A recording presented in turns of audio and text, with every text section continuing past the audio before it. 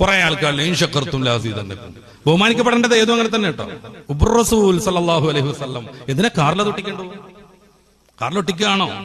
അതിലേക്ക് വിസർജനം, കാക്ക വിസർജനം പോലെയുള്ള നേഴ്സ് വരാതിരിക്കാൻ എന്ത് മാർഗമുള്ളത് അത് സ്വീകരിക്കേണ്ടി വരും. ചിലപ്പോൾ കാറിന്റെ ബാക്കിലേക്ക് ഇങ്ങനെ വല്ല ഒരു കുട പോലത്തെ സാധനം ഉണ്ടാക്കി വെക്കേണ്ടി വരും. അത് പോറല്ലേ എന്നാണോ?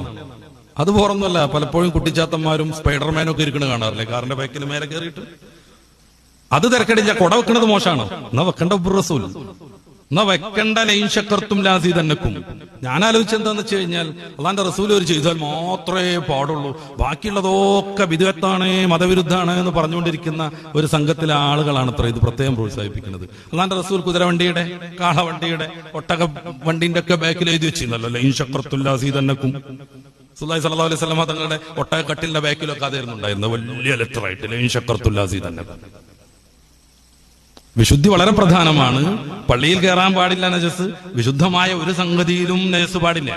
തസ്ബീമാലൊക്കെ ഇപ്പൊ ഒരു വലിയ സംഭവമൊന്നുമല്ല ആണോ?